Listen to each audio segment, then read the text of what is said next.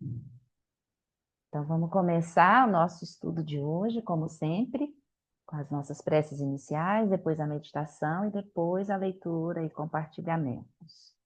E vamos aproveitar nesse minuto inicial para trazer assim ao nosso coração e à nossa mente todas as pessoas que a gente conhece mais próximo, aquelas pessoas que a gente não conhece tanto, mas sabe também que precisam de suporte, de apoio, de bênção, né? Que aí isso inclui todos, sem exceção, né? Mas vamos agora especialmente lembrar assim desses seres mais amados, essas pessoas próximas a nós, Ana querida, né? E todos nós assim que estamos passando por qualquer momento de dificuldade ou de apreensão ou expectativa, né, em relação à sua própria experiência ou algum acontecimento específico. Então vamos trazer no nosso coração agora, na nossa mente, todas essas pessoas que a gente conhece, que a gente ama, para que simbolicamente estejam aqui conosco, aproveitando esse momento de fazer essas práticas que promovem, em última instância, a liberação do sofrimento. Então, dessa forma que todos possam receber assim, a energia e o movimento e os méritos, né, de uma prática como essa. Então, vamos trazer simbolicamente presentes essas pessoas que a gente ama, para que recebam todo o benefício da prática. E aí, dessa forma, nós nos conectamos com a presença de Guru Rinpoche, tranquilizamos um pouco o coração e a mente, liberando os pensamentos, liberando o passado, soltando o futuro. E no momento presente, nós pedimos as bênçãos de Guru Rinpoche, estando juntos a prece de 7 linhas. Hum, na fronteira noroeste de Odiana, no coração de um lótus, está sentado aquele renomado como Padmasambhava, que alcançou o espantoso Supremo Cid e está cercado por uma hoste de muitas daquines. Seguindo suas pegadas, dedico-me à prática. Por favor, aproxime-se e conceda suas bênçãos. Guru Pema Siddhi. Orgen Yogi Nubjantam Pema Gesa Dompola Yantsen Chogi Nyodrupye Pema June Jetsudra Kordo Kandro Manpeko Keki Jesuda Drupi Jinje Lapchi Sheksu So Guru Pema Siji Hum Hum Orgen Yogi Nubjan San Pema Gesar Pola Yatsen Chogi Nyodrugni Pema June Jesudra Cordo Kandro Manquefo Eki Jesu Datruki Dende Lapchi Shitsu So Guru Pema Siji Hum. Refúgio Bodhicitta, temos refúgio no Buda, no Dharma e na excelente Assembleia da Sangha, até que alcance a iluminação, neles eu tomo refúgio. Através da minha prática das 6 perfeições, possam todos os seres sencientes alcançar o estado búdico. Sanje Chodan Tsochi Chodan La Janchu Bardo Dagni Chatsuchi Dagi Jinso Jipe Sonanchi Drola Pentir Sanje Drupasho Sanje Chodan Sochi Chodan La Jancho Bardo Dagni Chatsuchi Dagi Jinso Jipe Sonanchi Drola Pentir Sanje Drupa Show.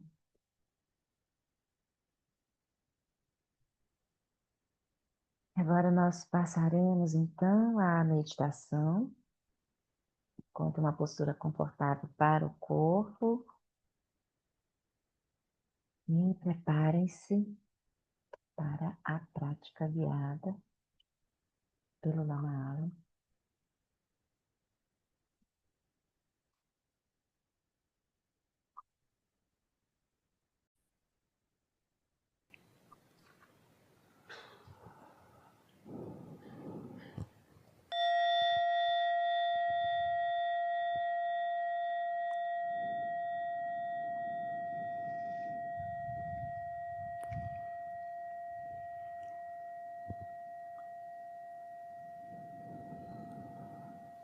There is only one motivation that is suitable for any Vajrayana practice in general and for Dzogchen in particular, and that, of course, is bodhicitta.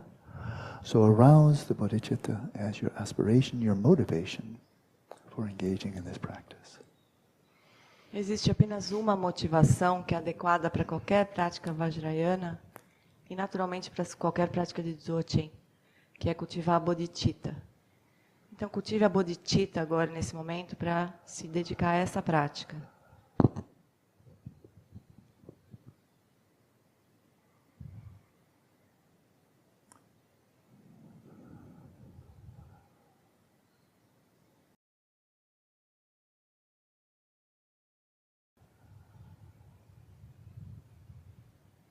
And then with a deep sense of release, let your awareness descend from where it may seem to be up in the head, right down to the soles of your feet, to the points of contact of your body with the cushion, the chair, the floor.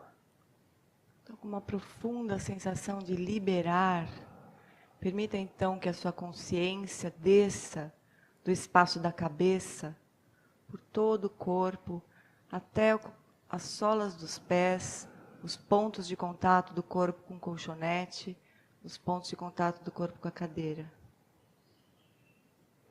Release your mind into a simple witnessing.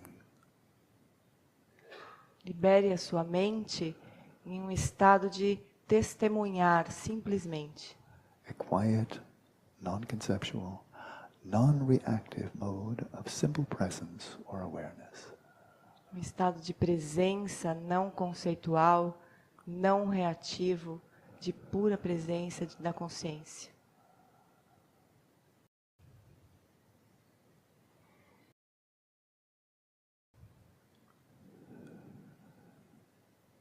Without visualizing your body, without thinking about the body, simply be aware of the sensations of your body in contact with the ground. Sem visualizar o corpo, sem pensar no corpo, apenas sinta o contato do corpo com o chão.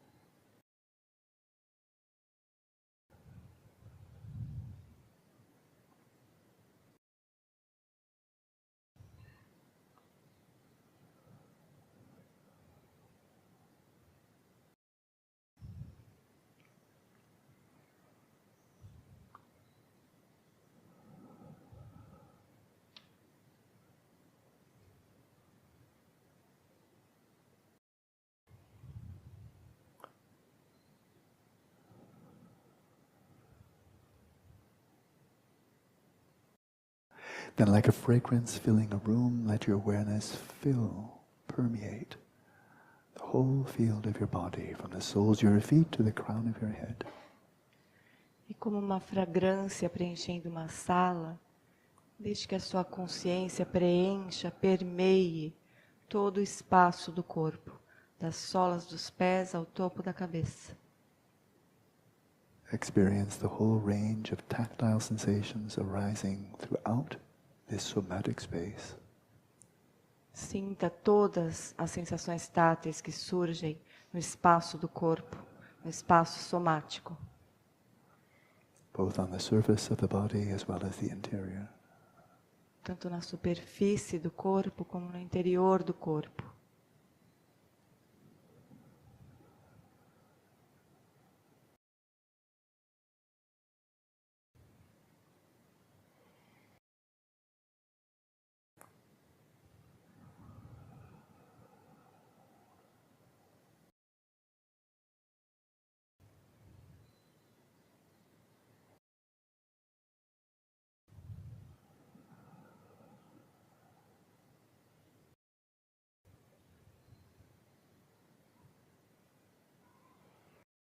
You're resting your awareness in a space or domain that is non-conceptual, devoid of language.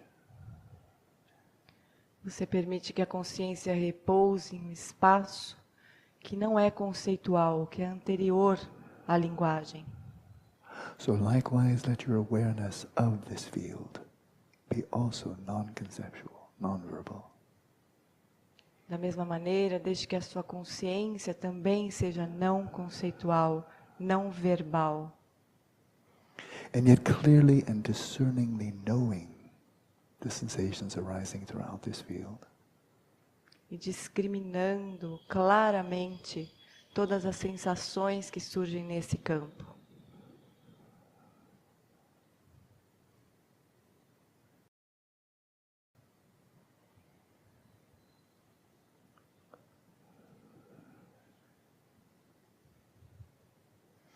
If you feel a tightness or constriction in your shoulders, the base of the neck, with every out-breath, release and more deeply release the muscles in this region.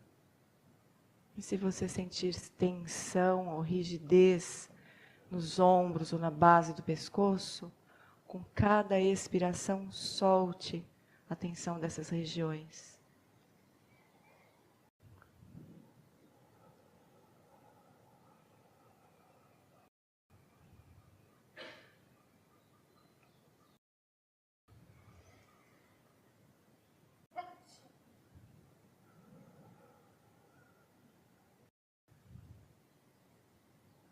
Bring your awareness to the face, which is often a magnet for tension. Traga a sua atenção para o rosto, que em geral é como um ímã para a tensão. And soften the muscles around the face, around the mouth, around the jaws. E suavize os músculos ao redor dos olhos, ao redor da boca e nas mandíbulas. Let your forehead be open, spacious. Deixe a testa aberta, espaçosa. Let there be space between the eyebrows. Sinta espaço entre as sobrancelhas.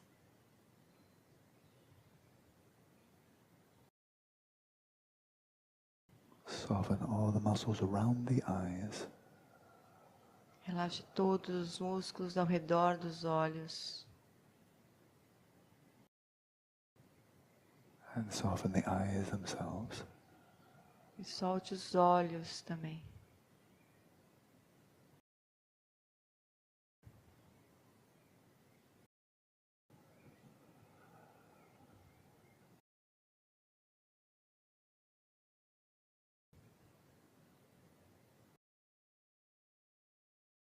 Let your face rest in an expression of repose. Deixe seu rosto descansar numa expressão de repouso. And rest your whole body in a posture of comfort, of relaxation and ease. E deixe todo o corpo repousar num estado de conforto, de relaxamento, à vontade.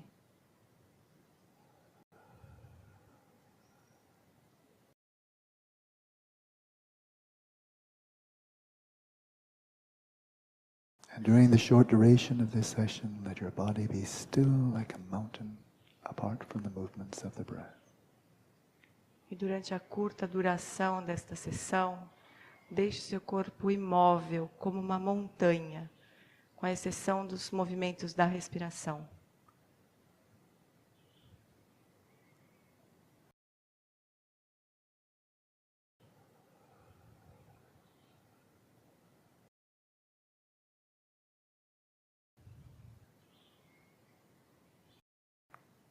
Assume a posture of vigilance.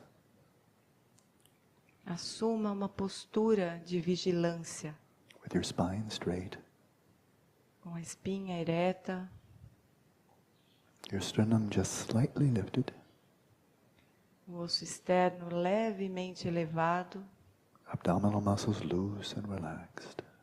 e os músculos abdominais soltos e relaxados.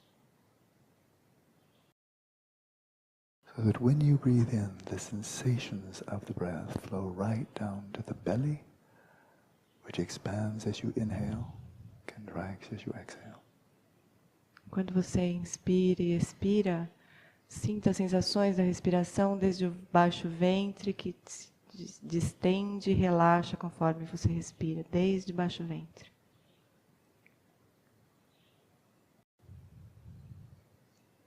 In this way, settle your body in its natural state. E assim, estabeleça o corpo em seu estado natural. A state of dynamic equilibrium, entailing relaxation, stillness and vigilance. Um estado de equilíbrio dinâmico entre relaxamento, imobilidade e vigilância.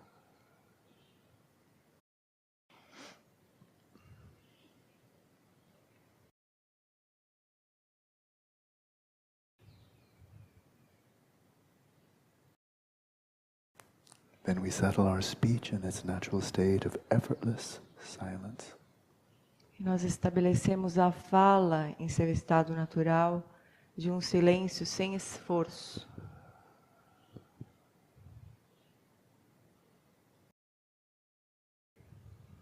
And this includes the inner speech, the chit-chat, the commentary of the mind.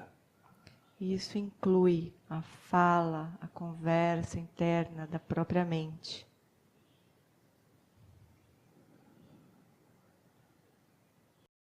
Develop the ability to be mentally silent when you wish to be so. Desenvolva a habilidade de ficar internamente quieto quando você deseja assim.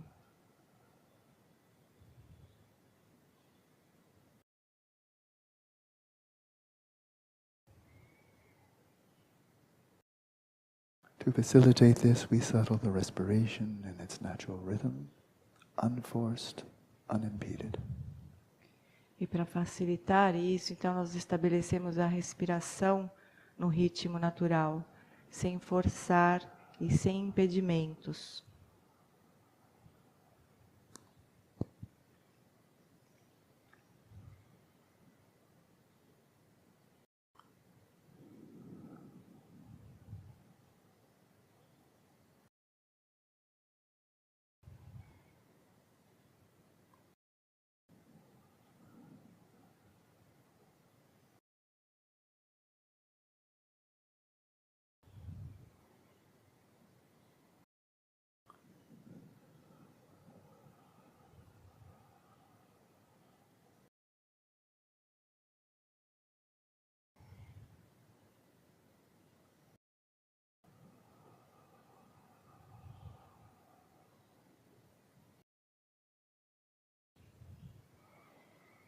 The key to this is the out-breath.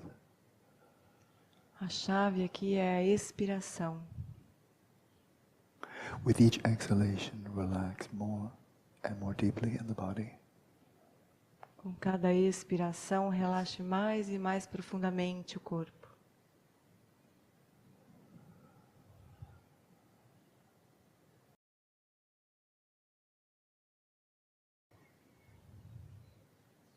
Release the breath and continue releasing until you've given it all away, breathing out to the very last. Continue relaxando conforme você expira completamente, até que não haja nenhum ar retido. To do this, your mind must be very quiet and attentive as you come to the end of the exhalation. Para isso, deixe que a sua mente fique bastante atenta no finalzinho da expiração.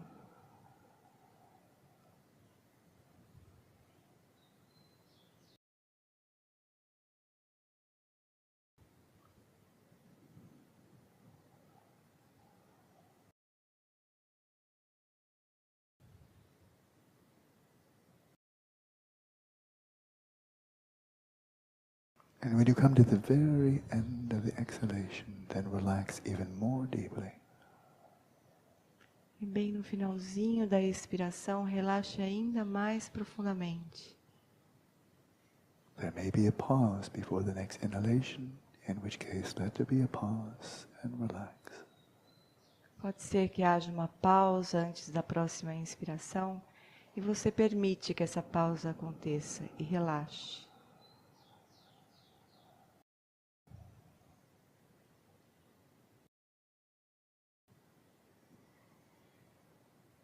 Sooner or later, the next breath will flow in, and as it does so, simply allow it to flow in without pulling it in and without impeding it in any way. Mais cedo ou mais tarde, a próxima inspiração vai acontecer. E você recebe essa inspiração, sem puxar o ar, sem impedir que ela aconteça. And whether the in-breath is deep or shallow, short or long, let it be. Let the body breathe without intervention. E quer a respiração seja longa ou curta, deixe que ela aconteça como for, deixe que o corpo respire como ele precisar nesse momento. And with every exhalation, whatever thoughts, images or memories may come to mind, gently, persistently, release them into the space of the mind. E a cada expiração, qualquer pensamento, imagem que surja na sua mente, gentilmente e persistentemente, solte-o de volta ao espaço da mente. And return to silence. E retorne ao silêncio.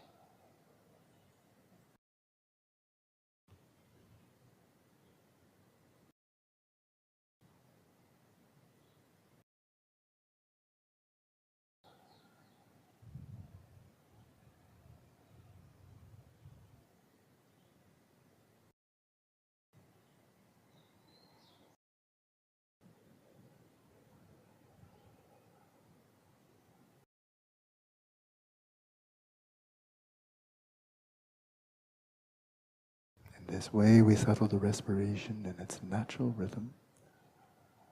E dessa maneira nós estabelecemos a respiração em seu ritmo natural. And by so doing, we allow the speech of the mind to settle in effortless silence. E assim nós permitimos que a fala da mente se estabeleça em um silêncio sem esforço.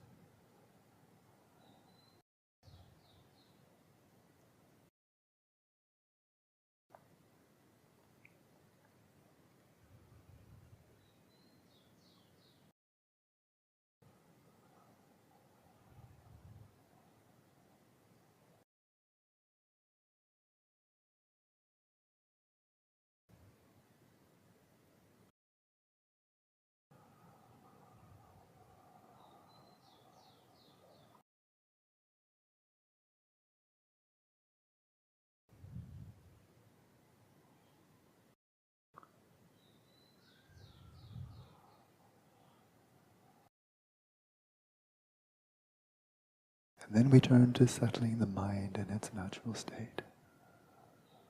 Então nós agora estabelecemos a mente em seu estado natural. And we begin with an act of volition. We decide to release all concerns about the future and the past, just for the remaining minutes of this session. E nós começamos com um ato de vontade, com desejo de soltar todas as preocupações do passado e do futuro, apenas durante esta sessão. Give yourself a brief vacation from all these concerns, hopes, and fears. Dê a si mesmo um descanso de todas essas preocupações e medos e expectativas.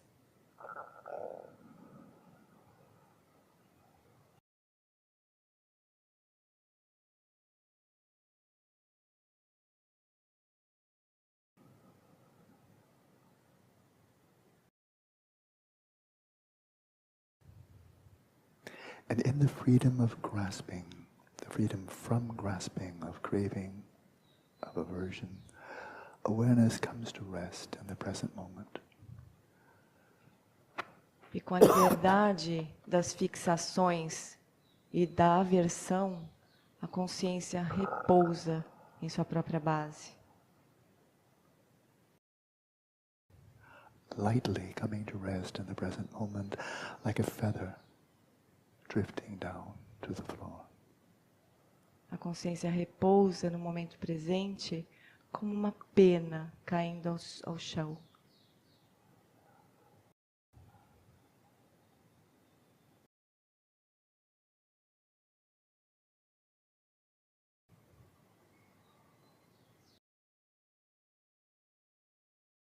And when awareness comes to rest in its own simplicity, we see that it is naturally clear and cognizant.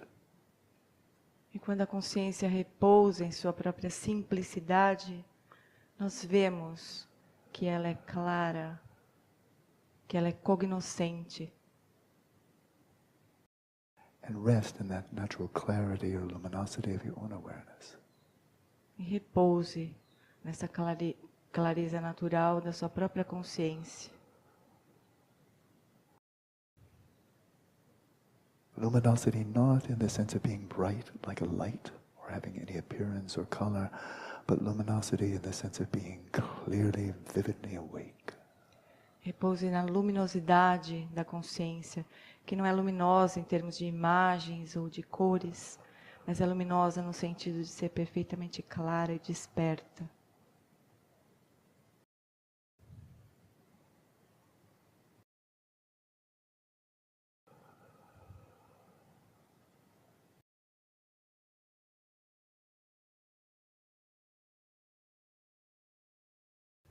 And simply rest this flow of clear cognizance in the present moment.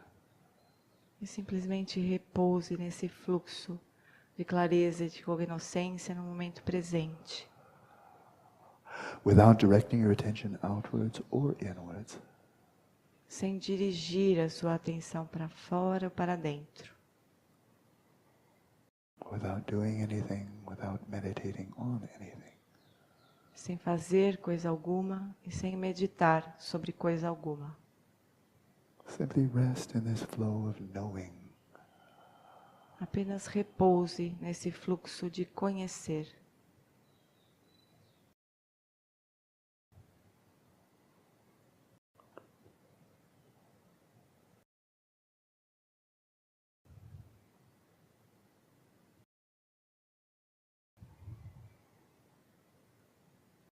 A type of knowing that precedes, that is deeper than any type of concepts or words. Um tipo de conhecer que é mais profundo e que precede qualquer tipo de palavra, qualquer tipo de conceito.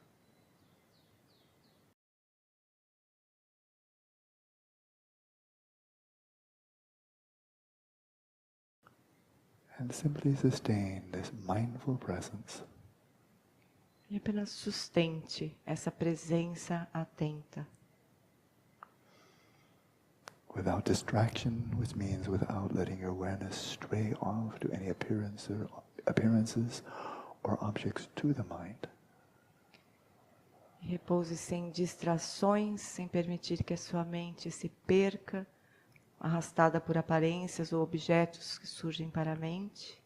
And without grasping. E sem fixações. Without identifying with any of the activities of the mind. Sem se identificar com qualquer atividade da mente. Let them be. Deixe ser. Without seeking to modify the mind in any way. Sem tentar modificar a mente de forma alguma.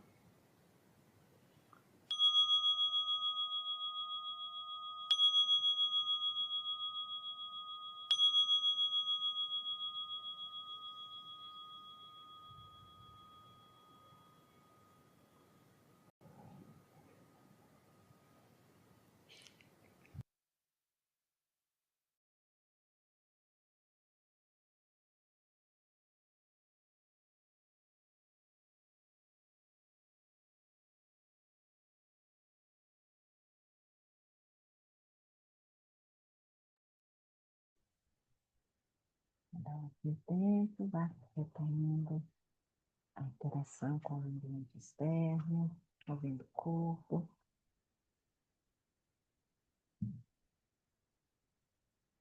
Oi, Dúlio. Oi, Fabiano. Bem-vindo. Boa noite. Boa noite. Marcele, querida. Tudo bem por aí? Vamos seguir nossa leitura. Se alguém quiser comentar alguma coisa sobre a prática, também fique à vontade, tá? Se não, vamos seguir com a nossa leitura. Deixa eu ver aqui onde ficou a nossa.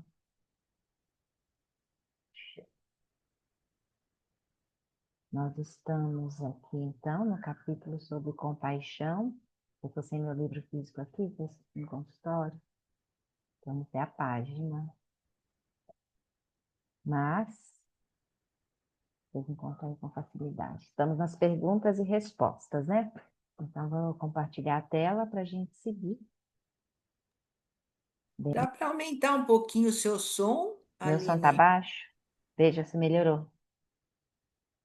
Melhorou? Tá. Então, vamos lá, seguir com as perguntas e respostas, né?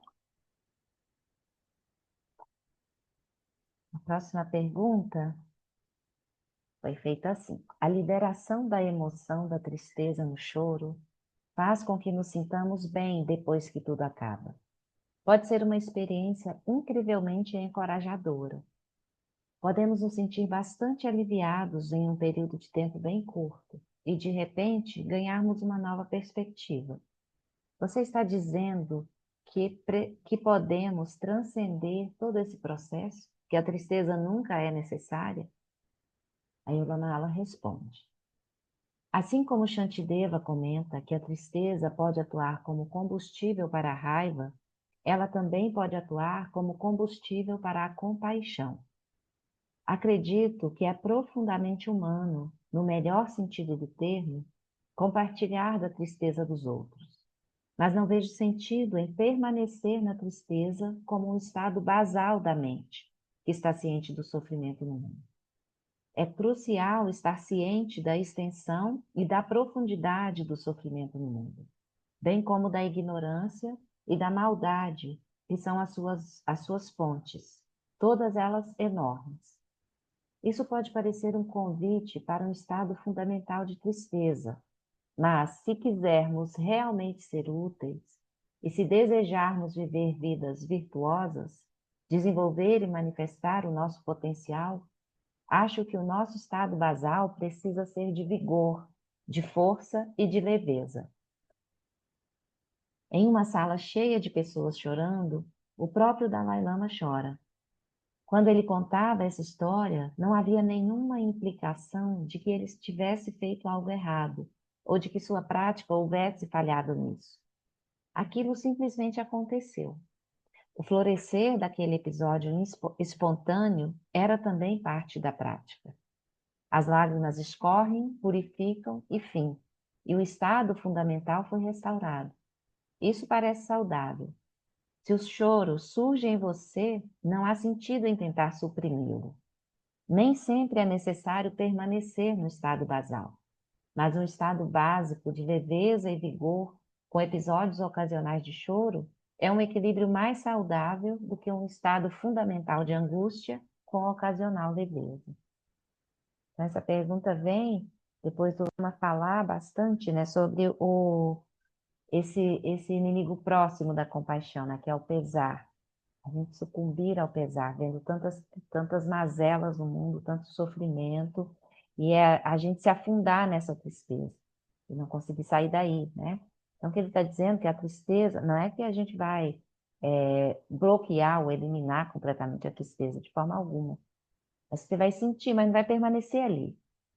Essa tristeza vai servir como combustível para a compaixão. É a chama que acende uma ação compassiva, né? Porque se nós ficarmos indiferentes ao sofrimento, nosso mesmo de outra pessoa, a gente não vai fazer nada, né? Como se aquilo não faz diferença nenhuma, então por que eu preciso fazer alguma coisa? Então, a tristeza, ela está presente na nossa experiência e ela é, se a gente souber olhar, né, tiver presente, né, se estiver nesse estado basal, a gente vai ter a tristeza como um combustível para a compaixão. E não para raiva, indignação, né, e tudo que pode surgir também a partir daí. Então, ela faz parte da nossa experiência, a gente não vai negar. O ponto é a gente reconhecer e não sucumbir, né, não se afundar na tristeza, numa desesperança, que todo o sofrimento do mundo não tem solução. Na verdade, não tem mesmo, né? O samsara não tem solução. Os grandes mestres já dizem isso. Mas o ponto é que se a gente puder atenuar o sofrimento nosso e do outro, já é alguma coisa, né? Eliminar completamente o sofrimento é impossível, né? Tanto que o Lama contou aqui pra gente a história da Avalokiteshvara, né? Que fez toda a ação compassiva, ajudando, ajudando, ajudando. Aí quando ele parou para fazer um balanço, ele viu que não tinha, que ainda tinha um sofrimento que era infinito. E aí ele chorou. Da lágrima de Avalokiteshvara surgiu Tara, né? E veio como um apoio, uma ajuda para aliviar o sofrimento do mundo, né? E tem essa ação no mundo com essa intenção. Mas reconhecendo que não há, ainda que a gente faça tudo que a gente possa, a gente não vai conseguir cessar o sofrimento do mundo. Mas vai cessar o nosso próprio sofrimento, ou cessar um sofrimento episódico de alguém, de alguma situação, já é uma grande ação, né? Então a gente vai assim nesse também, e sem muita expectativa, né? Senão, se a gente tiver muita expectativa de que a gente vai aliviar o sofrimento do mundo inteiro, ou das pessoas que a gente ama, que estão próximas da gente, a gente pode se frustrar, porque não depende só da gente, né?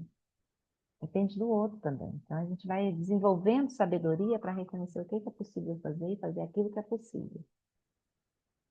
E aí, reconhecer a tristeza como algo, parte da nossa experiência. Então, não se afundar nela, né? Para ela nos paralisar e nos imobilizar e deixar pesarosos ou desesperançosos, né? Vocês lembram dessa parte, né? Do pesar, da última. O inimigo próximo da compaixão é o pesar, que a gente pode sucumbir a essa visão do sofrimento que ainda que eu faça tudo, não tem como sanar o sofrimento no mundo, ou o extremo oposto, que é a crueldade, né? Então vamos seguir, tudo bem? Vamos seguir para a próxima pergunta. Eu ouvi Sua Santidade, o Dalai Lama, dizer que acredita que a natureza humana fundamental seja a compaixão. E eu ouvi dizer também que o início da nossa vida vem de duas pessoas se unindo em amor. Isso me incomoda há muito tempo, porque os casamentos, ao longo dos séculos, foram arranjados, não porque as pessoas se amavam, mas por questões de poder e de crenças patriarcais de posse. Quando olhamos para trás, tanto quanto somos capazes de olhar para este planeta e para essas civilizações, parece que as pessoas se unindo em amor é a exceção e não a regra. E se esse é o alicerce, qual é o argumento dele? Da mesma forma, ele diz que temos comunidades porque as pessoas se importam umas com as outras. Mas as comunidades evoluíram mais da necessidade de autoproteção e de sobrevivência, baseadas no egoísmo e não na compaixão. Soa como um silogismo falho, mas acho que ele tem uma intuição que eu não sou capaz de ver.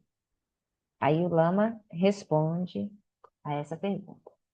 Se olharmos para a condição humana de uma perspectiva mundana, concordo com você que as evidências não nos levam a concluir que a compaixão seja a nossa emoção fundamental.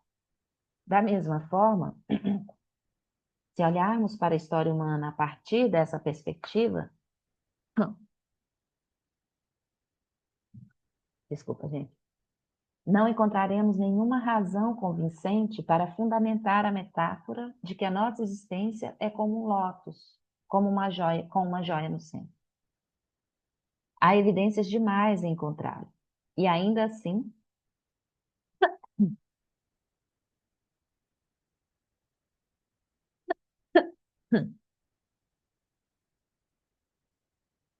e ainda assim, em meio a todo esse sofrimento humano e a toda a maldade, a metáfora sobrevive. Os tibetanos sofreram o seu próprio genocídio e ainda usam a mesma metáfora. Acredito que Sua Santidade fez essa observação a partir da pureza de sua própria visão, que é mais ampla e mais nobre do que uma perspectiva mundana. Essa visão pura é conscientemente cultivada na prática do Vajrayana, baseando-se na nossa própria sabedoria intuitiva, na nossa própria natureza búdica. Quando ouvimos a premissa de que a compaixão é a emoção fundamental, ou que a natureza essencial da mente é pura, o que afirma essa premissa em nós é a própria realidade em que estamos, na qual se baseia a nossa premissa. Nossa própria compaixão inata afirma sua realidade. É nossa natureza búdica afirmando-se independentemente da evidência. Ela se infiltra como uma força inexorável, atravessando os milênios de evidências contrárias, dizendo: ainda assim, afirmo porque sei das profundezas do meu ser. Todas as evidências contrárias consistem meramente em obscurecimentos adventícios da nossa própria natureza inata. Até mesmo as distorções mentais do desejo e da hostilidade podem ser vistas como expressões da natureza búdica que deram errado. A fonte é boa, mas quando suas expressões fluem através da nossa mente aflita, elas se deformam e, às vezes, se tornam terrivelmente prejudiciais. Tomemos o exemplo do genocídio no Tibete perpetrado pela China. Se olharmos profundamente, em algum nível, eles estavam tentando fazer algo de bom, só que tinham ideias distorcidas sobre como fazer. Mas eles não estavam tentando fazer algo ruim. Pode ser por isso que Jesus Cristo diz: Pai, perdoai-os, pois eles não sabem o que fazem. As pessoas ficam deludidas. A prática é perdoá-los e a nós mesmos por isso. Acessar as qualidades que estão abaixo da delusão, tentando nutri-las e expressá-las. É um ponto complexo, né? Mas é um ponto que eu acho interessante, assim, quando a gente olha para todos os sofrimentos construídos nessas redes de sofrimento, de compreensões equivocadas das mentes aflitas, que buscam aumentar o poder ou aumentar a riqueza, né? No fundo, eles têm um anseio de ser feliz, né? Esse que é o ponto essencial, assim. Mesmo essas buscas equivocadas, essas ações equivocadas, o anseio básico por trás delas é a felicidade. Só que está buscando a felicidade em fontes equivocadas, né? Fontes que não são fontes de felicidade. Mas quem está fazendo isso, está buscando dessa forma, não sabe que aquilo não é a fonte de felicidade. Então, com o olhar compassivo, a gente olha para essas experiências e reconhece que a mente que está se movendo, construindo essa realidade, buscando, fazendo essas ações, ela está fundamentalmente buscando ser feliz, né? E aí, só que está buscando pelos meios equivocados, né? Pelos meios errados. E tem um aspecto também importante que eu acho sempre interessante a gente pensar, assim, quando a gente pensa até as práticas de Vipassana que vêm nos ajudar a ampliar essa compreensão da realidade, a deixar cair, como o Eric diz, né? Esses véus da ignorância, do apego, do desejo, toda essa da delusão.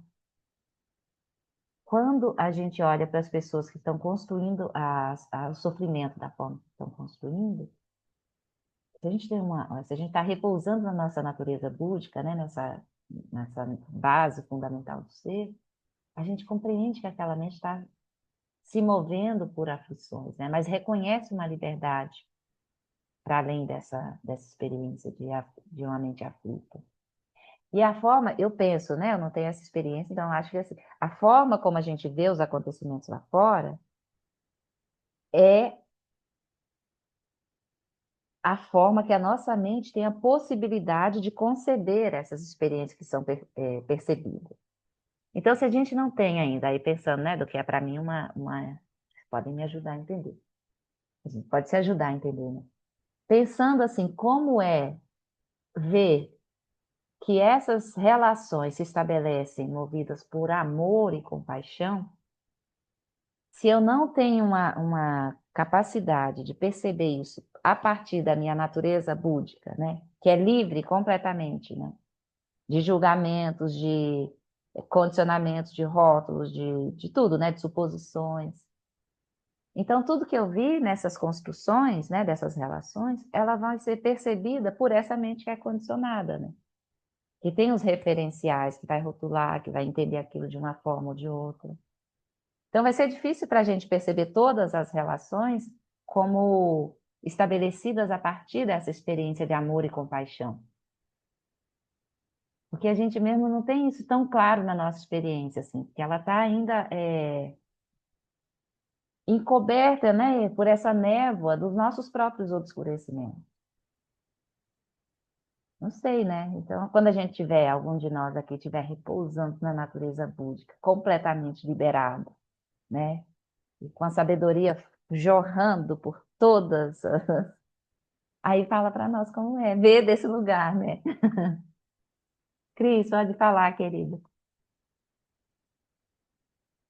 Eu li uma frase do Lama Santen, que ele diz assim: o outro é você mesmo num outro lugar. Olha que lindo, Eu né? achei essa frase, não é, eu não estou falando igual que ele escreveu, mas é esse o contexto, né? Uhum. Maravilhoso, maravilhoso. Uma forma simples de falar, né? Para a gente realmente abrir esse espaço para, pelo menos, trazer essa possibilidade de reflexão, né? Porque a gente, quando vê o outro, a gente está vendo de onde a gente está, né? E julgando de onde a gente está. Se a gente pensar que ele é como eu, ele Uhum. quer ficar livre do sofrimento e ter felicidade, É. né? Mas aí é, né? A mesma, sou eu, né? É o outro é exatamente como a gente. Só que ele tem outros referenciais, né? Então, a forma como ele entende e age na vida e no mundo é diferente porque os referenciais são diferentes. Aí, naturalmente, a visão de mundo vai ser diferente. Marcele, querida, fale pra Eu gente. tinha, é, eu tinha muita dificuldade, assim, quando as pessoas diziam assim, ah, bom, é, tem uma passagem assim que, quando alguém pergunta, um dos discípulos do Buda estava reclamando das coisas, assim, né, porque eu vejo tudo assim, não, mas para mim o mundo é perfeito, é tudo puro, né? Então, assim, aí eu comecei a ver assim, por que você falou assim? Quando você começa a fazer uma meditação, até mais profundo um pouquinho, você vai seguindo, você vai vendo que as coisas vão se abrindo, as coisas não têm essa força toda, não têm essa verdade toda. Então, na sua base, então, eu comecei a ter um pouco de certeza que as pessoas na sua base são puras, são boas. Elas estão confusas que nem eu, né? Mas elas são puras. Isso me deu uma certeza de que agora eu comecei a entender o que seria um pouquinho, pelo menos um sabor disso, entende? Na sua base, as pessoas são puras, são boas. Elas estão completamente confusas e perdidas. E tem gente que está tão perdido que você, até eu que também estou perdido, sou capaz de ver que a pessoa está perdida. Ela está um pouquinho mais perdida do que eu. E assim, hoje eu tenho uma certeza que em si tudo é puro. É que eu não estou lá, eu não estou nesse estado, mas eu posso vislumbrar de que realmente é assim, né?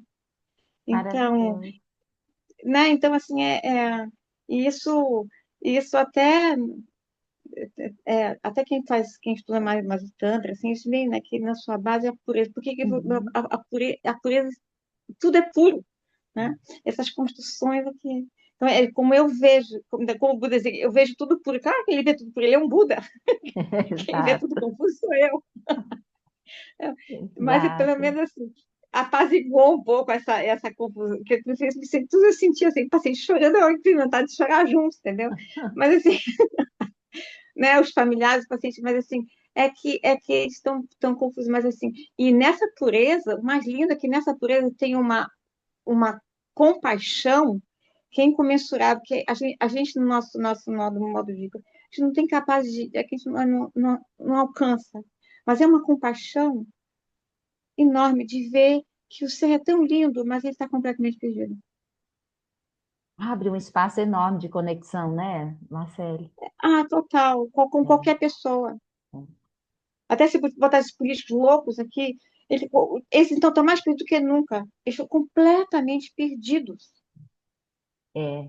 E nesse aspecto a gente E vê não tem assim, ideia do mal que estão causando. Não tem nem ideia não é o karma coletivo, o karma deles, porque eles levam é uma loucura, né? Tudo é uma é, loucura, assim. Mas então, lá, que essas mentes mas são não pode, completamente obscurecidas, né? sim, vontade de internar todo mundo na psiquiatria, um lugar assim, mas para ver se eles melhoram um pouquinho, sabe? Porque o negócio é perdido demais.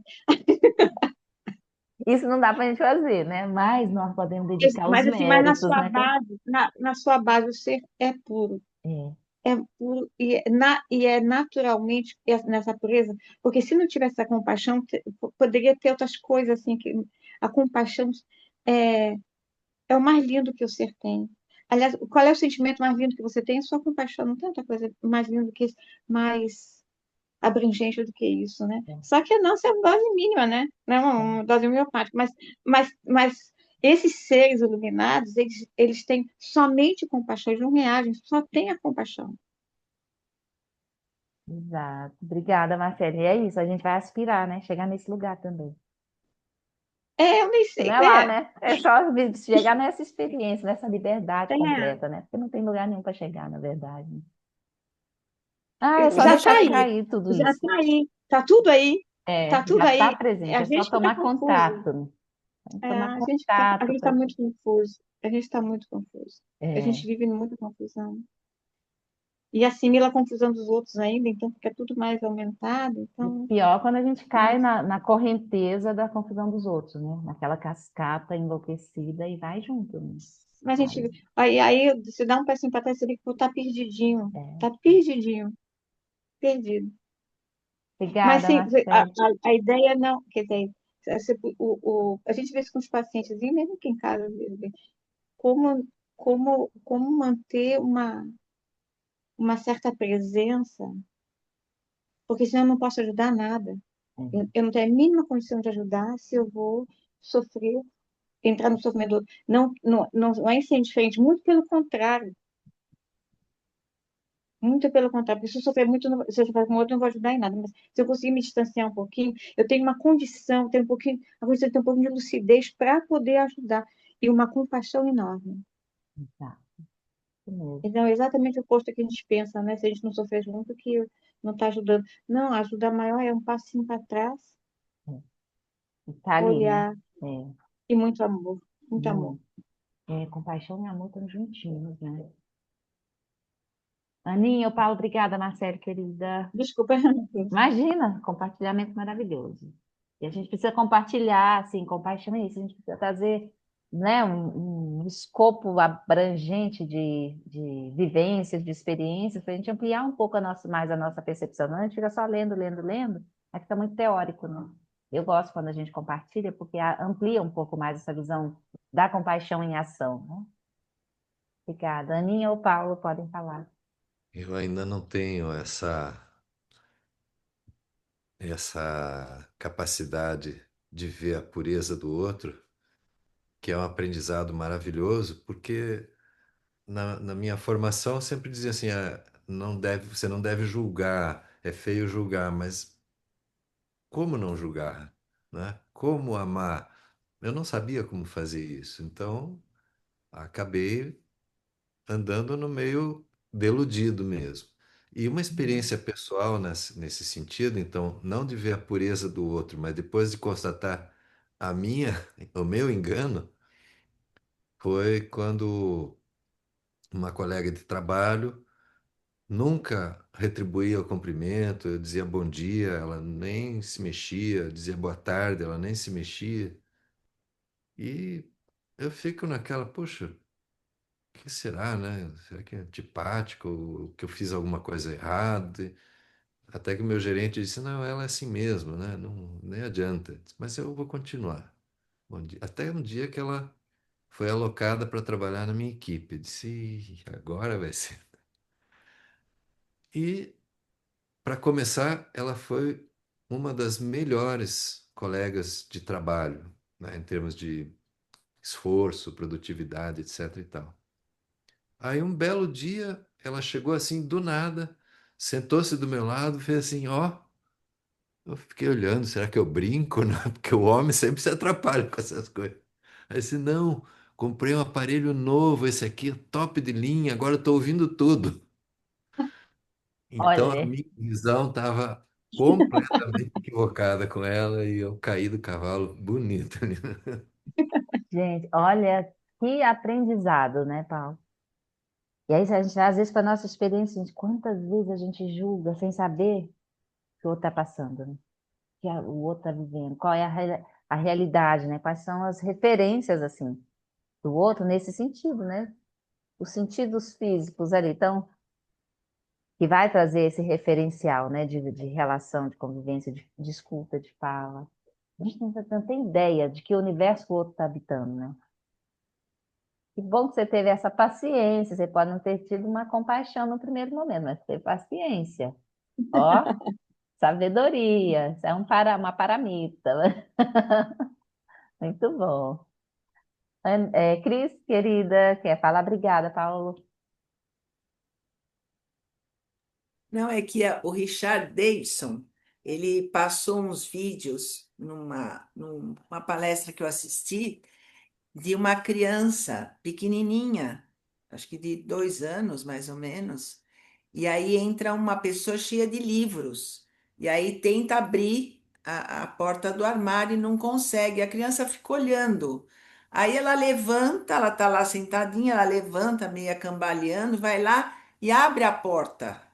Então, mostra que o ser humano nasce compassivo, né? Uhum. Acho que vai depois obscurecendo através dos venenos aí que a gente vai, né, assumindo. Vai bebendo no caminho, né? Tem muitos estudos, assim, com crianças, né? Com essa estudo sobre compaixão, essa compaixão inata, né? E aí tem da moça que está aprendendo roupa também, assim, essa ajuda. Tem muitos, Uhum. né? Muitos vídeos assim, que são legais. E aí é isso, né? Não é naturalmente egoísta, como a gente imagina, né? O ser humano não é naturalmente egoísta.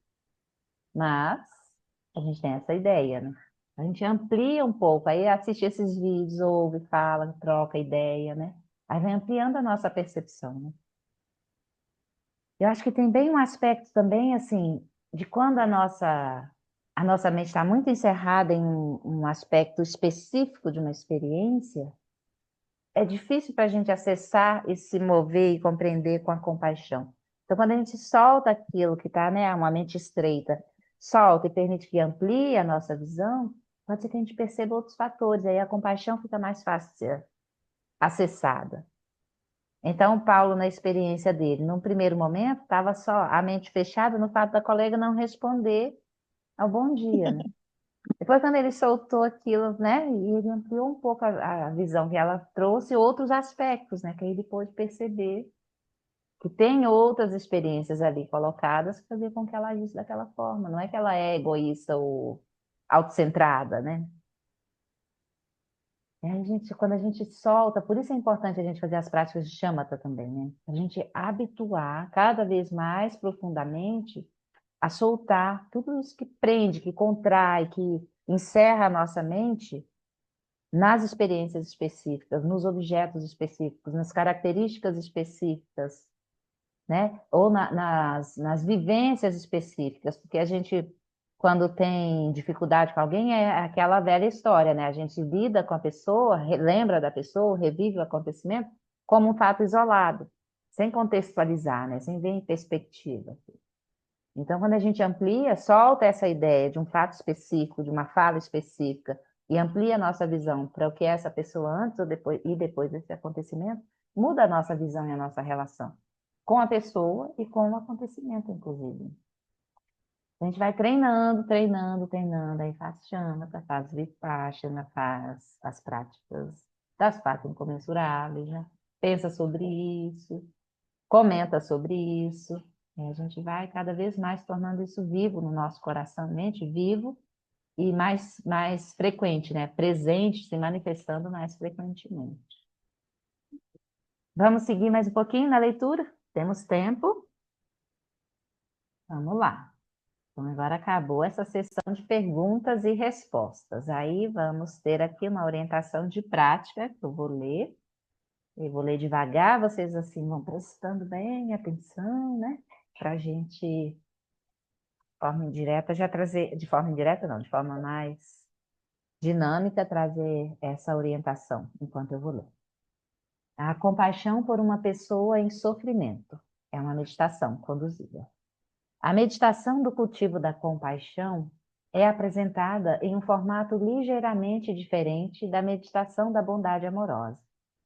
Enquanto a prática da bondade amorosa começa por nós mesmos e depois se expande para os outros, na prática da compaixão começamos trazendo à mente uma pessoa que conhecemos e que está lidando com alguma adversidade, seja física ou mental.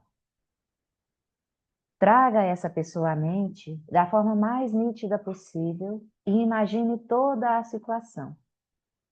Observe essa pessoa, deixando surgir um anseio de que ela possa se livrar do sofrimento e das fontes do sofrimento. Não comece a prática concentrando-se em uma pessoa de quem você não gosta, mas em alguém que você conhece e que está sofrendo. Em seguida, aplique essa meditação a um amigo querido, depois a uma pessoa neutra e, por fim, a uma pessoa hostil. Ao longo da prática de todas as 4 incomensuráveis, o tema permanece sendo o mesmo. O que vale para mim, vale também para os outros. Assim como desejo me livrar do sofrimento, os outros desejam estar livres do sofrimento. Shantideva comenta: eu deveria eliminar o sofrimento dos outros porque é sofrimento exatamente igual ao meu. Eu deveria cuidar dos outros porque eles são seres sencientes, assim como eu sou um ser senciente. Se a situação específica do sofrimento é minha ou dos outros, esse não é o ponto central, pois na realidade o sofrimento não é privado, não tem um dono. Shantideva está desafiando a noção de que seu sofrimento é irrelevante para mim, que não estamos conectados. Ele continua: se pensamos que o sofrimento que pertence a alguém deve ser afastado de nós, então por que a mão protege o pé, sendo que a dor do pé não pertence à mão? Se a mão direita coça, a mão esquerda não fica ali parada dizendo: problema seu, coce você. Não é apenas a comunidade humana que é relevante nessa discussão. Os budistas levam em conta todos os seres sencientes, humanos ou não humanos. Portanto, somos parte de uma comunidade de seres sencientes, como um corpo e seus órgãos. Vai tranquila, Anete querida. Como um corpo e seus órgãos, membros e células. A questão não é ignorar o nosso próprio bem-estar, mas ganhar uma perspectiva maior sobre como o nosso bem-estar se encaixa na comunidade como um todo. A preocupação com o nosso próprio bem-estar não diminui necessariamente. Ela apenas faz parte de um cenário mais amplo. Ainda que Buddhaghosa recomende começar essa prática trazendo à mente alguém que você conhece e que está sofrendo, pode ser útil, no entanto, começar por você mesmo. Olhe para si mesmo. Você tem algum sofrimento do qual deseja se libertar?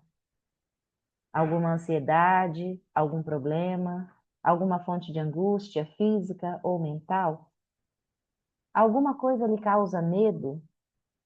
Você gostaria de se libertar dessas coisas? Muito provavelmente, a sua resposta será sim. Estou muito interessada em ficar livre de tudo isso. Quando experienciamos esse anseio por nos livrar do sofrimento, reconhecemos do que estamos falando e, dessa forma, trazemos à mente uma outra pessoa que está sofrendo. Assim como desejo a mim mesma que você também possa se libertar do sofrimento. Para tornar a meditação mais completa, é útil trabalhar com a luz. Esse é um prelúdio para a prática do Vajrayana, em que a visualização de luz é muito utilizada. Ao trazer à mente uma pessoa que sofre e despertar o desejo de que ela se liberte do sofrimento, imagine o seu próprio corpo saturado de luz. Ao preencher o seu corpo com a luz de sua própria natureza búdica, traga esse anseio à mente, que você se liberte de todo o sofrimento. E então imagine que essa luz se expande e envolve a pessoa em sofrimento.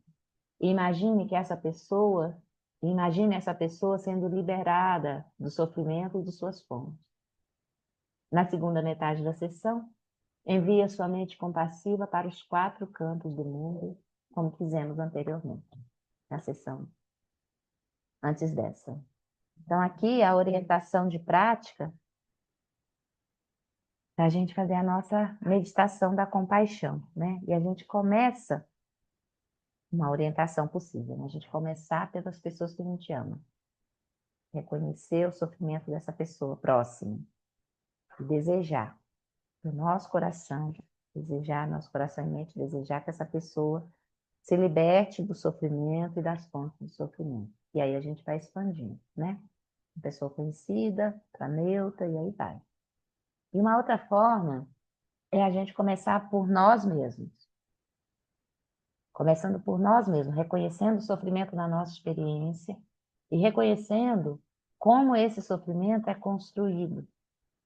Como a mente deludida, a mente movida pela ignorância, desejo, apego, como ela constrói essas tramas, né, e esses enredos do sofrimento. E aí, quando a gente percebe em nós, na nossa experiência, a forma como esse sofrimento é construído, e a gente reconhece em nós a possibilidade de liberdade desse sofrimento, a gente anseia, né, deseja isso por nós mesmos. Que eu seja livre do sofrimento. Eu reconheça as fontes do sofrimento e supere todas elas.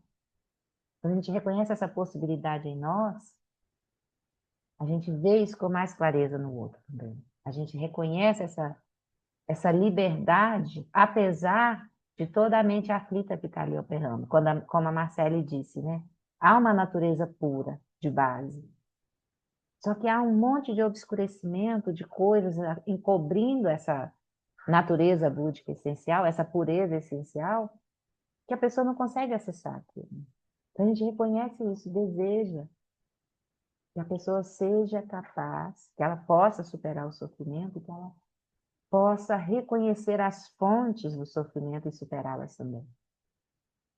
E aí a gente vai ampliando, né? Ampliando. Para mais longe, até que chega naqueles seres mais desafiadores. E aí a gente vai desejar o mesmo para todos eles. Por que que a gente vai desejar para aqueles seres desafiadores? Que às vezes a gente quer que ele, né, que não fique bem nada, que sofra bastante. Não, a gente não vai desejar isso de jeito nenhum. Porque a gente vai reconhecer que, essencialmente, como a Marcele disse, há uma pureza ali, mas é que a pessoa está completamente perdida e fazendo coisas, pensando que essas coisas vão trazer felicidade para ele, mas fazendo coisas que só aumentam o sofrimento.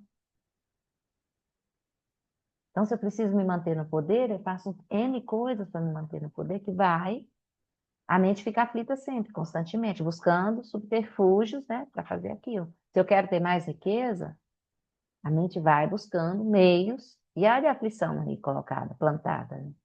Então, a gente reconhece isso. E reconhece que, em essência, esse ser é livre também. E se ele se conectar com essa pureza fundamental, ele vai ser capaz de fazer muitas coisas maravilhosas, por ele mesmo e para os outros. Né? Então, é isso que a gente deseja, para esses seres loucos que estão por aí também. Na nossa visão é louco, né? Que eles se libertem completamente desse sofrimento e dessas causas de sofrimento para que eles possam manifestar a pureza essencial deles, de onde jorra amor e compaixão, ações de sabedoria. Então, é isso que a gente deseja. Imagina se todos os que estão por aí enlouquecidos tivessem essa, né, caíssem todas as camadas de obscurecimento, de véus, né, e eles se manifestassem puramente a partir da natureza essencial. da natureza búdica. Seria incrível, assim, não seria maravilhoso demais, né? E aí tem uma outra Seria o forma, mundo dos bodhisattvas, né? Seria o é mundo dos bodhisattvas. sonho, né? Maravilhoso que O seria. mundo dos bodhisattvas, né? Maravilhoso, né? Enquanto isso, a gente vai aspirando, né? Para nós e para o outro, essa liberdade. E aí o Lama traz, no fim, uma outra orientação que ele usa com frequência nas práticas conduzidas das quatro incomensuráveis, é essa prática que usa a luz, né? Essa visualização da luz. A gente traz essa luz no centro do nosso coração, que simboliza a nossa natureza búdica. E essa luz vai ampliando e irradiando em todo o nosso corpo e mente, saturando o corpo e mente, né? E aí extravasa dessa experiência delimitada de corpo, né? E ela vira uma pura, a gente se torna a pura radiância dessa luz, que é a nossa própria natureza búdica, então, que é essencialmente pura, né?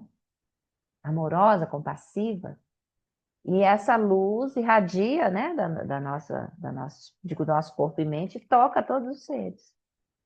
Quando essa luz irradia em nós mesmos, né, preenchendo, saturando o corpo e mente, ela vai saturando o corpo e mente dessa natureza essencial. Ela não está ali encoberta pelos obscurecimentos e aflições. Ela se manifesta e satura toda a nossa experiência. Então, a gente se torna corpo e mente búdica manifestados. E aí a radiância dessa luz que vai tocando todos os seres, né, com esse desejo de que sejam livres do sofrimento, que superem as causas do sofrimento, vai tocando esses seres com essa mesma natureza essencial. A pureza búdica, né? A pureza da natureza búdica. Então, essa é uma prática comum no Vajrayana, né? E aí o Lama traz também essa possibilidade. Eu, particularmente, gosto de práticas de visualização, assim. Tem pessoas que têm mais dificuldade, né? Então, cada um vai ter facilidade ou dificuldade, mas independente disso, a gente faz, né? Tudo bem, gente? Alguém quer perguntar, falar, comentar, reclamar? Não? Deixa eu ver aqui, acho que agora a gente vai parar nesse subtítulo, porque o próximo... Só um pequeno comentário que acho que todos aí já estão calejados dessa coisa, né? Que ver o outro perdido não significa que eu vou concordar com atos errados, né? Ah, Eu vou resistir aos atos, mas não confundir a pessoa ou ser com o ato, né? os atos precisam ser punidos, né? Muitas vezes, né? Mas a Ou pessoa não. contidos, né? Sei lá. Contidos, contidos, melhor a palavra. Isso é sabedoria, né? Isso é sabedoria. O ponto é que a gente coloca a pessoa como os atos que ela faz, né? E aí a gente não vê a pureza dessa pessoa. A gente só vê os equívocos da ação da pessoa. Na verdade, a pessoa está realmente doente, né? Está muito doente. Mas, como você botar isso como paciente, mas é um paciente, né? Tem todo o potencial. Mas ela está muito doente. Talvez nessa encarnação não dê tempo de fazer alguma coisa. Pois é, Talvez não dê tempo. A pessoa está tão doente que não sei, sabe? Mas é a doença. É a doença. Esse ego desse tamanho, essa maluquice toda, é uma doença gravíssima. E ela é contagiosa, e ela infecta os outros, né? Então causa um mal assim enorme, incomensurável também, sabe? Mas não é a pessoa, não é o ser que está ali. Elas não tem ser, né? Não tem pessoa mesmo, mas né? A manifestação, né? O que ela manifesta, né? Essa exato. manifestação está gravemente doente. Miriam, querida, obrigada para mim, Marcele. Isso que vocês estão falando mexe muito comigo, sabe? Essa questão de que alguém faz algo que eu considero que não é o correto, essa pessoa está confusa. Mas quem aplica a punição também está confuso. Então, Sabe? Eu sempre fico me perguntando assim, gente, mas como assim, né? Aí eu lembro daquela fala de Jesus, né, que tem um momento que ele fala assim que quem não é, não lembro bem como, mas é assim, quem não tem erro, que atire a primeira pedra. Uhum. Então, nessa história da confusão, se quem pratica algo que a gente considera errado, maldoso, está confuso, a pessoa também que se acha no direito de fazer alguma coisa para castigar, ou, nesse sentido, né? Uhum. Ela também está confusa, né? É, as mentes estão Eu operando em fico muito confusão. confusa. É. Aí a gente pode pensar assim, né, uma coisa muito importante, assim, que não está dentro desse contexto aqui, mas que é uma das bases fundamentais da prática budista, né, que é a ética, conduta ética. Então tem valores essenciais, pensando na conduta de um que faz o equívoco e de outro que contém, né? Tem valores essenciais que eles não, não podem ser violados, vamos dizer assim. Então, a depender da posição que a gente está, a gente tem responsabilidades que a gente precisa cumprir, né? A Marcela, enquanto médica, ela tem valores fundamentais dela, né? Enquanto pessoa, enquanto médica, enquanto praticante budista, então ela tem valores já naturais dela. E, além disso, ela tem responsabilidades que ela precisa cumprir enquanto médica, de cuidado daqueles pacientes que estão sob a responsabilidade, o cuidado dela.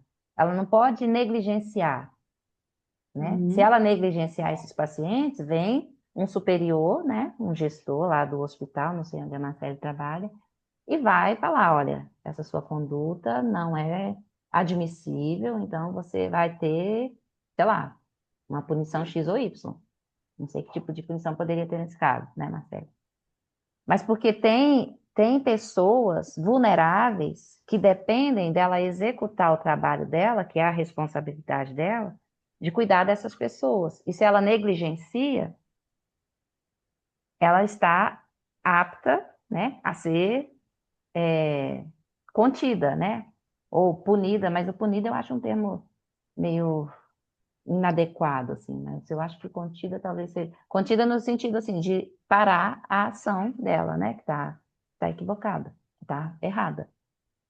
Então, assim, aí quem aplica a sanção? Pode ser que ele está movido, por exemplo, pode ter N fatores na mente dessa pessoa, né? Pode ser que ele não goste de, sei lá, é uma médica assim, um assado dessa especialidade que ele não tem identificação, ou que é mulher e ele não gosta muito de lidar com mulher no trabalho. Pode ter N referenciais, né, a pessoa, que também vão estar colocados nessa visão dele de conter, né? É impossível não estar, porque ele vai fazer a ação baseada naquilo que ele tem de referencial. Então, mais um ponto é certo. A Marcele está negligenciando os pacientes que estão sob cuidado dela, ela não pode continuar ali. Ela vai ter que sair e entrar uma outra pessoa que assuma isso com responsabilidade e responsabilidade profissional e ética, né? Então, veja assim, tem muitas nuances, né? Em cada área que a gente for olhar, vai ter esses múltiplos aspectos, né? Mas eu acho que aí vale para a gente, assim, não perder de mão, nós, enquanto praticantes de budismo, não perder de vista também, que a ética é uma base fundamental das relações humanas. Das relações humanas construtivas, positivas, de cuidado, né? E de, de cuidado de uns com os outros, né? Dessa visão budista. Então, a ética é a base. Eu acho assim que se... Eu acho, né? Tem que achar nada, né? Mas se a gente tiver a ética como bússola das nossas ações, é possível que a gente tenha as ações mais assertivas e com mais sabedoria, né? A sabedoria seja possível. Mas num contexto geral do mundo, a gente está vendo as coisas acontecendo assim. Tem mentes operando completamente enlouquecidas e tem outras contendo que também estão condicionadas, né? Aí a gente precisa dar um passo atrás, né, Miriam? E como é que isso está me arrastando para essa loucura toda? Porque se está me arrastando também não está ajudando nada, porque eu estou ficando louca também, né? Aí a gente dá um passo atrás e solta isso tudo. Nós vamos soltar esse povo doido todinho. Vou ficar aqui só na minha presença, porque é o melhor lugar que eu posso estar. É onde eu vou encontrar a paz que eu estou precisando, né? Mas é difícil mesmo, eu te entendo e concordo. Obrigada, querida, pela contribuição valiosa. Paulinho ou Ana? Eu lembrei agora de um fato que foi noticiado bastante na televisão sobre essa questão de conter um ato errado, né? Foi um imigrante na França que viu uma criança prestes a cair de um quarto andar de um prédio. E esse moço foi tomado de um impulso tão forte para não deixar aquilo acontecer, que ele escalou o prédio assim de uma forma tão impressionante que ele virou notícia no mundo todo, né? E ele conseguiu segurar a criança. Depois ele foi muito elogiado, recebeu até um cargo de bombeiro lá por causa do ato de bravura, né? E perguntaram para ele, mas como é que você subiu aquele prédio todo sem corda, sem nada? Ele disse, eu também não faço ideia de como é que eu fiz aquilo. Ele foi no impulso, né, de proteção, de amor, vendo uma Uhum. criança que ia cometer um ato muito terrível e a criança ia fazer aquilo por completa inocência, né? Não estava, enfim. Então tem aí um ato cometido por uma pessoa deludida, sim, porém embasado numa atitude amorosa, compassiva, né? Então, realmente, seja lá como for, temos todos os exemplos aí para a gente aprender, né? É, obrigada, Paulo. Essa é uma ação altruísta, né? Além da compaixão, assim, se a gente colocar, né, numa mensuração, assim, de metodologias de ação. Ele coloca a própria vida em risco, porque ele podia despencar dali e, de repente, bater com a cabeça, né? Isso não é nem considerado, isso não passa nem pelo radar da pessoa, né? Tem uma vida em perigo e o que eu preciso fazer é assegurar que essa vida seja protegida, né? Então, a pessoa nem considerou os riscos que ela mesma correu, não corria. Ela se coloca só para salvar ou para fazer algo que beneficie ou cuide ou proteja aquela pessoa. Altruísmo em ação, né? Incrível. Ai, gente, a compaixão, temos muito material para praticar, né? Então vamos praticar. E aí, por hora, vamos dedicar os méritos do nosso estudo, da nossa prática, da nossa troca de hoje, né? Que esses méritos sejam como sementes no nosso próprio caminho, que floresçam, nessa e nas próximas e próximas e próximas vidas, nos conectando sempre com o Dharma, e cada vez mais cedo, se possível, né? Nas próximas vidas. Mas que também os méritos desse nosso tempo juntos, contemplando por esse olhar do budismo, eles se expandam também em benefício para todos os seres que nesse momento sofrem, que todos possam compreender e superar as causas do sofrimento, assim como compreender e nutrir as causas da felicidade. Vamos fazer a nossa dedicação.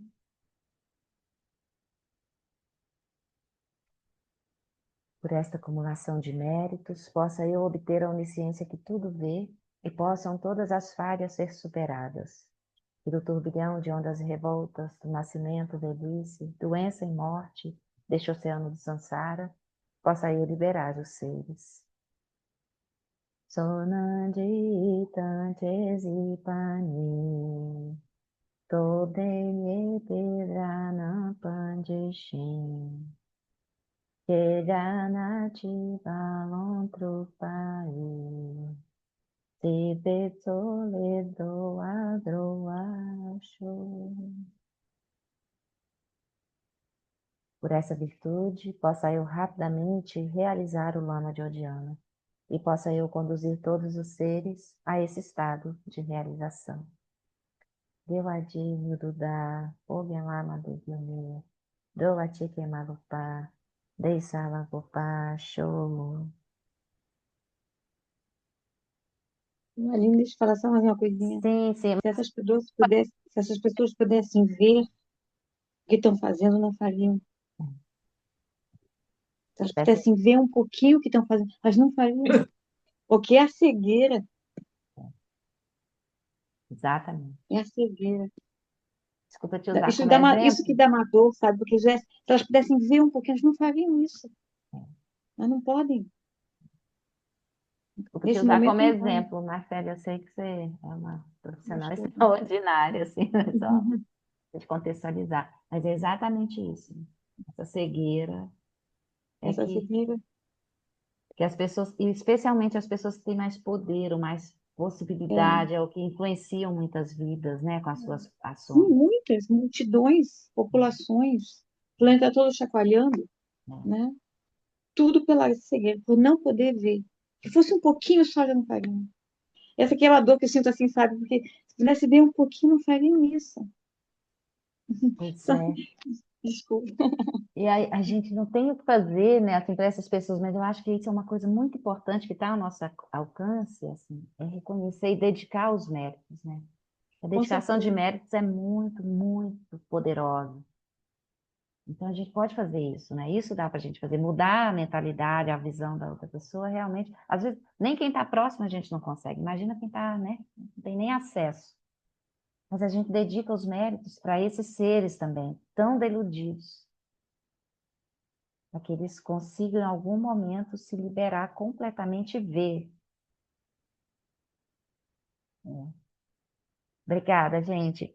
Beijo no coração de Beijo, cada lindos. um. Beijo. Até semana que vem. Obrigada, Aline. Um beijo no coração de Obrigada, todos. Aline. Obrigada. Melhoras, Aninha. Tchau, tchau, obrigado. Obrigada, Beijo. Cris.